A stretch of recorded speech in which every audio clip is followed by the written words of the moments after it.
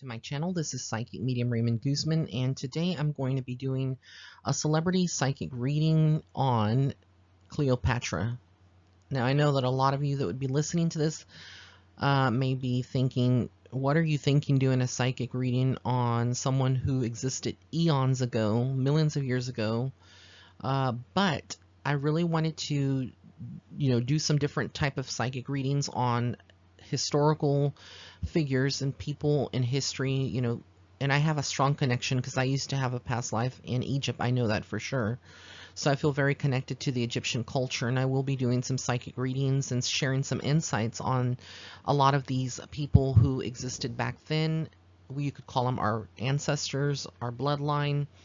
But I'm going to go ahead. I wanted to focus on Cleopatra because there's a lot of questions about her. A very powerful lady. What I'm going to give you is not just what is out on the media or what has been documented in history books, but what I see from her. This picture that you see here is not. It was like there's different interpretations of what she really looked like, but I just used it kind of to have like a photo of her. So I'm tuning more into the energy and her soul, the soul that was Cleopatra. To give you a little bit of background of what I see about the culture. And then also I want to go into the pyramids and talk about the Egyptian pyramids itself and what I see about that. So when I get into the soul of Cleopatra, I feel like she was a very rough woman. When I say rough, I mean that she was very tough and very much had the skin, made of leather, like really tough. She wasn't a pushover. She wasn't someone who would just let any man or woman, child, or anyone, kind of overrun her and overstep her. But growing up, I feel like there was a lot of deception. There was a lot of lies in her family. Back then, this was a time when women didn't have a voice, and many times they were abused sexually, verbally, mentally, domestically. I do feel like there was a lot of abuse that she would have endured at an early age, and kind of changed her perception on men. And I feel like she didn't have a high value or opinion about them. Very astute woman, very smart as she grew older into her teens. And there's a lot of magic with the Egyptian bloodline and the Egyptian cultures. In present day today, when I tune into her soul, a lot of people would refer to her as a modern day witch. So I do feel like back then she would have been like a high priestess in many ways of her culture and the time period. I do see a lot of rituals, a lot of things that she would have done. I also feel like she had strong psychic abilities, and so she was a seer, and so she used her abilities to a certain extent to tap into certain situations and know the outcomes of a lot of the things that were going to be happening in her family, the deaths in the city, the war, all the things that were going on and people that were trying to overtake her power. But ultimately, she wanted power, and through that power of ruling, being able to rule Egypt, she sort of asserted herself in a position where she was very much in a way where she could exercise her power, and in that also use magic. And the magic that she was doing, these were ancient rituals which would be considered spells nowadays, and there was like blood sacrifices. There was a lot of things that would be considered almost like dark magic now that she would have done back then. But in that culture, I feel like in the Egyptian culture, it was very much the normality back then. They were very evolved. I think a lot of people misconstrue, or they have a misconception of the Egyptian culture, and they think that a lot of these kings and queens that ruled Egypt and their other family members that were in their family, they were just like not very smart, or because they lived in that time they didn't have electricity, that they weren't advanced. But they were very advanced, and I feel like when I get into her soul and I tap into what I'm getting spiritually, I feel like she was very much, the Egyptian culture was one of the cultures that was very elevated in consciousness, meaning that I feel like they were ahead of their time. Their DNA was very much encoded and activated with a lot of power, a lot of light codes and universal downloads. They would have been what we call modern day starseeds, and I feel like there was elements of extraterrestrial in their DNA as well as angelic DNA encoded in their DNA, and so they were very awakened. Their pineal gland was very open. I feel like they were almost like in the form of an ascension, very much like a spiritual ascension during that time that Cleopatra would have been alive. And I do feel like she was someone who had a very high level of consciousness, meaning that she would vibrate almost at the 4D, fourth dimension of consciousness, and was very much aware and ahead of her time. But a lot of people misunderstood, and I also feel, and I get that she would have used her feminine sexuality and sex in general to have power over men and kind of seduce them in many ways. So she was someone that was very well aware of her feminine charm, and in sex itself, and in these type of encounters of intimacy with the different men that she would have been with, I feel like she drew power. So there was like almost like magic was used. Sex was used as dark magic in many ways to drive power and take power from them. Could she be referred to almost like an energy vampire? In many ways, she would have been considered like an energy vampire, but I feel like she would be more classified as a witch in modern times back then. And I feel she was very much feared by a lot of people because she knew more or less she was one step ahead of them, and she knew when they were going to sabotage her or betray her. And so a lot of men didn't like that. They didn't like that she was very connected. I also get that she would have, used a lot of people and burn bridges. So she did have a lot of enemies. That is true when it's historically stated. But she was very much, like I said, into magic, and I feel like she had that magic ability to tap into and see and read into the minds of other people.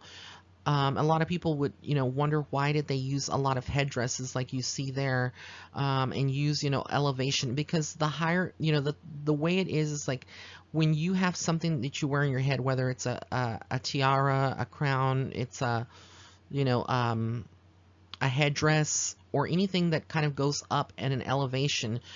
In many ways, it's almost symbolic, and it's like expanding your consciousness, and it's raising it, and there's power that drives into it. Now, this could be up for debate. Other people may not agree listening to this, but again, this is what I feel and what I see. So she was definitely connected to a higher power, like I said, and the universe itself, and there was a reason why she used a certain elevation, and a lot of the Egyptians would use a certain elevation on their head to kind of connect to the higher levels of consciousness and the divine.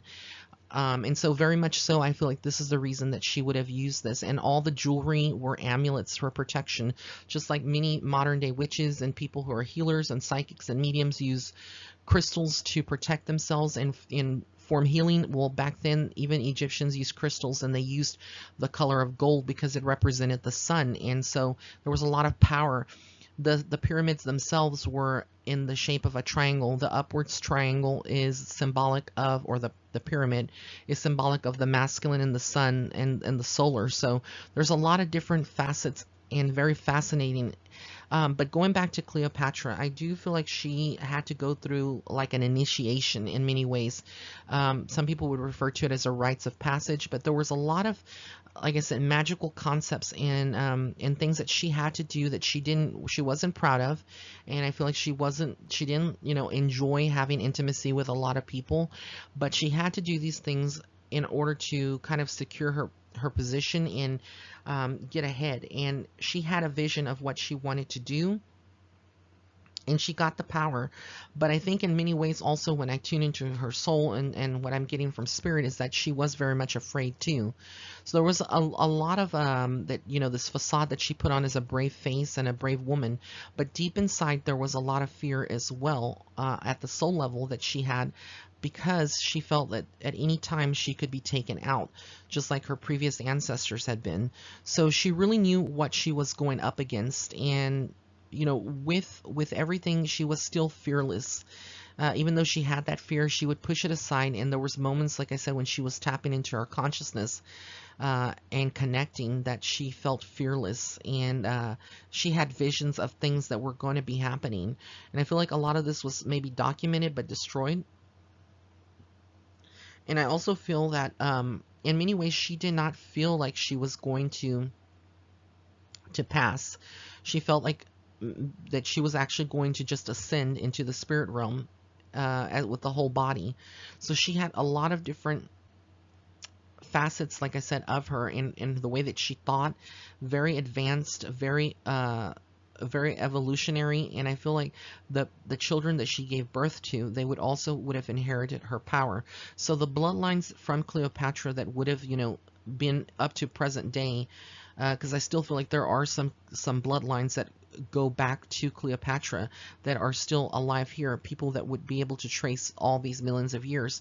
But I do feel like her bloodline is still living in the present time, and in some way, in some form. So whoever would be carrying Cleopatra's bloodline, we're all interconnected. But I feel like they would have very strong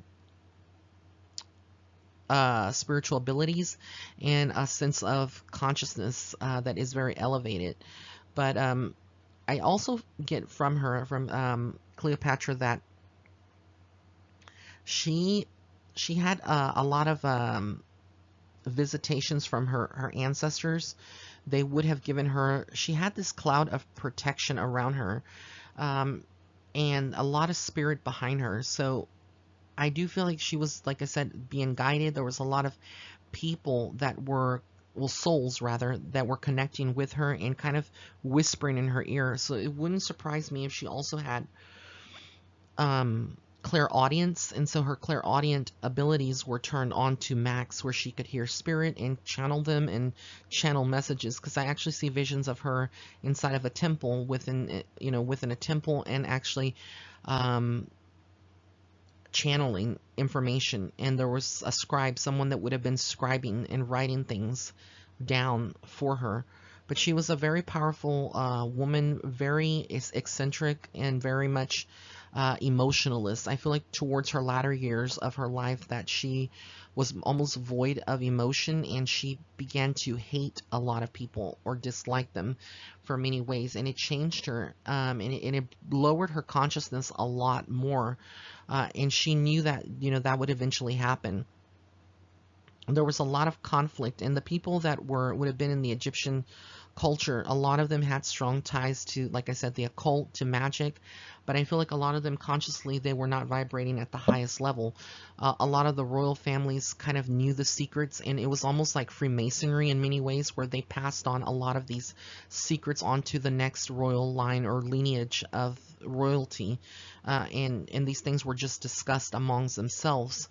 So their bloodline was pretty much pure. I get that, and very powerful, but also, like I said, had strong connections to the Christ consciousness, to magic, to using sex and using intimacy as a form of dark magic to drive power away from her, from the men that she would have slept with, and women, because I do feel like there was a duality with her, where she just was not strictly with men, but also with women. Like I said, she did anything and everything that she could to drive power and become powerful. So there was a lot of different elements that people, I don't think, would have known or would have documented, and there was a lot of things that would have gone on in the family as well to keep the bloodline pure.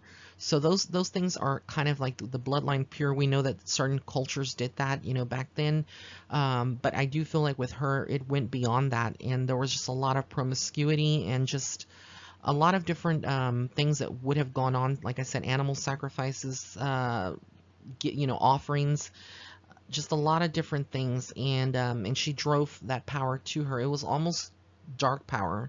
I don't feel like with her it was very balanced and white power, like white magic, but it was very dark, and it was something that kind of, once she had a taste of that, that power, it was something that she always wanted to continue to have. And so I just get that, she had no regrets for the lives that died, the people that that would have died under her ruling. She would have not had any regrets for those people. But in many ways, I do feel she was haunted by those people, and there were souls that actually came, back from the spiritual realm to haunt her. They were actually left like earthbound. So she would have been someone who would not have been able to sleep peacefully. I do feel like she was always waking up. There was always a worry that somebody would take her out at nighttime. But she was very loyal to those that she really did care about and love. With Julius Caesar, I don't, even though she had a child with him, I don't feel that she loved them. I really don't. I feel like it was just he was being used by her to gain power and for her to be able to expand her ruling in her empire and what she was planning to do. So for the most part, that's what I see with Cleopatra. She would have been a modern day um, powerful high priestess witch, and I feel like she had other witches as well in like a coven, and very very much so other females who did her biddings and did rituals and stuff to keep her power and her protection there. So a lot of them would have invoked gods and prayed to gods and whatnot, but I do see that she would have had a lot of magical influences around her. And there was something about her eyes in particular that were very special. Like I said, she had the eyes of a seer, so she could see many things. And no, I'm not talking about the picture that you see here in the illustration, but the actual Cleopatra. She would have had a lot of power in her eyes. And so it almost like she had the ability to hypnotize people just with her look. So very magnetic woman, someone who came in very assertive into her surroundings. But she wasn't always like that in the very beginning. But let's go into the next slide here. I wanted to talk about the pyramids because there's been a lot of fascination over pyramids. I've always felt drawn to the triangle, to the pyramid. And so, I have a lot of that symbolism here in my own office space, and I feel very connected. So I wanted to talk about the pyramids itself. There are four corners to the Egyptian pyramids, and there's four corners. So the question is, why would it go up in the peak like that? Why was it made? We're not talking about the Sphinx that you see here, but the actual pyramids of Giza and other pyramids in Egypt. Well, there's four directions. There's a north, a south, an east, and a west. And so, like I said, this goes back to magic, to Wiccan and pagan roots, to the elements. There's four seasons. There's four elements. And if you can see that there's a repetitiveness of four. And when you look at it, there's also the pyramids were very much, I feel, and what I get intuitively, were built in a certain way to bring light codes and downloads of information and raise consciousness and elevate consciousness in the Egyptian culture and for worlds to come. Because when they were constructed, I feel like the people that constructed them knew exactly that these pyramids would be standing true and standing past the test of time and weather conditions, and so they would be here on earth for years and millions of years to come, before they were, when after they were made. So very much so, I feel like these pyramids brought refraction of light. When you look at a pyramid, the same, when you refract light in a rainbow bends, well, the peak of the pyramids actually form the bending of a perfect arch of a rainbow. So there's a lot of light that's coming in and out, and we call that refraction. But to not get so technical, I do feel like there was a lot of, like I said, universal codes and downloads for this, and the pyramids were constructed to raise the consciousness of humanity, and thus this is why they are still standing. Now, a lot of people, again, will call me a conspiracy theorist, and they may doubt exactly, or have their own formed opinion, and that's fine. But what I feel from an intuitive standpoint is that these pyramids are very powerful still. There's a lot of magic and a lot of protection that actually sends out light codes out into the universe, into the galaxy, and other parts of the world, not just there in Egypt. So while these pyramids are erect and they're still standing, they are sending and expanding our consciousness here on Earth still. What would happen if these pyramids were ever to be destroyed? I actually do feel that there would be consequences on a global scale, and it would affect Earth in many ways, and it would affect consciousness, and it would affect many, many other factors. So the fact that they're still standing and they're still strong there and very much protected and guarded, there's a reason for that. And again, other people may debate and not, really fully agree with me, and that's quite all right. But the pyramids themselves, trust me when I say that they are very powerful. There's a divine power in these, and it's not just helping here on Earth, but helping the whole globe and the whole solar system. There is a lot that is not been said by scientists. There's a lot that people know. The Egyptian culture knew, these bloodlines knew, and I also feel like there's a strong connection to the Holy Grail with these pyramids. And many people, would surmise that the Holy Grail, when you look in biblical terms or scripture or, in different studies, that the Holy Grail had to do with a chalice or a cup or a bloodline.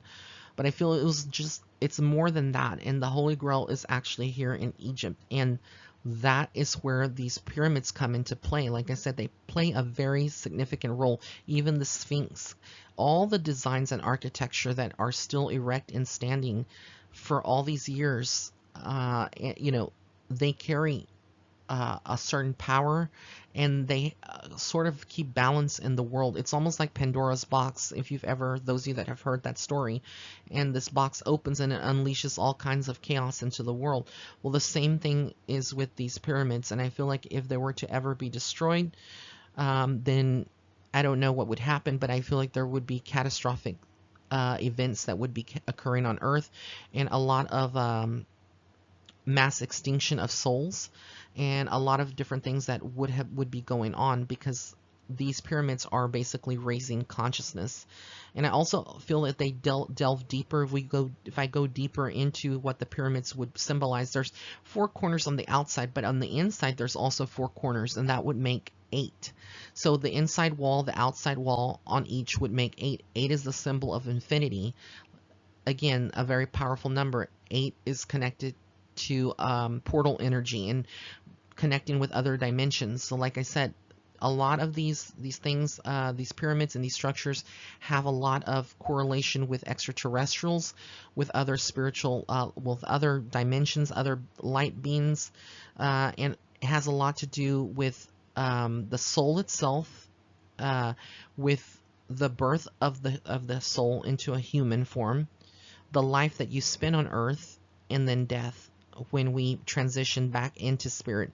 So it's like 4 different facets of evolution of the soul. You're first in spirit, then you're born as a newborn, you live your life here on Earth, and then you die, and then you go back into being to spirit realm or reincarnated. But there's a lot, like I said, a lot of different symbolism and reasons why people still use the pyramids nowadays. A lot of people would like to associate them with the Illuminati and a lot of that nonsense, but these pyramids have a greater meaning than just something that is dark. I feel like there's a lot of light and power that connects us to the divine source and humanity itself, our DNA. There's a lot of how would I say this, like a magnetic pull and a grid of power that emanates from these pyramids all over the world, and where they are positioned in all these structures in Egypt. So yeah, that is what I get with that. I'm going to be covering other topics and other people in Egypt, in the Egyptian culture. It's very funny. I wanted to give you a little background, but when I was in college, and I was taking a speech class, my speech class, I had to do a presentation on a certain topic, and for some reason I chose embalming. I don't know, back then I had my abilities, but I never really focused a lot on them. And there was always this fascination about death and spirit and embalming in the Egyptian culture. So I don't know why I chose, but I chose to do my presentation on embalming. And in the process, I actually had to do a lot of research on the Egyptian culture and how they would do their embalming process, which is a whole nother video that I'll be doing soon. But it's very interesting, you know, what is documented and also what I did my research on embalming and like the way that the Egyptians would do it. So yeah, I love this topic, and I'm going to be doing different type of psychic readings, not just based on celebrities that are current, but people who would have been considered celebrities back in the day, millions of years ago, that are documented in the history books. So I hope you enjoyed this. If you have any other suggestions of different, you know, historical figures, I know some people have mentioned Julius Caesar, Elvis Presley, you know, that's more modern, but other people, you know, like Julius Caesar, Cleopatra. I'm going to do one on Nefertiti. I'm very intrigued about her, King Tut, and other people. Just, you know, comment in the comment section below. For those of you that are not aware, my new book, Starseed Footsteps, is out now. A lot of you have purchased it. For those of you that haven't purchased it, it is available on Amazon or Barnes& Noble. But if you'd like an autographed copy, you can order it directly from my website, and it will be a signed, personalized copy that is sent out to you. If you'd like to book a psychic reading, I am now offering different types of readings, offering emergency readings for those of you that need a reading ASAP, and then a 12-month outlook reading for those of you that want to get a little bit more insight for what's coming up for the next 12 months, and they are very much in depth. So I am very excited about things that are coming up and continue to produce content on my channel for you. So I hope you enjoyed this. Blessings and love and light. Have an amazing day.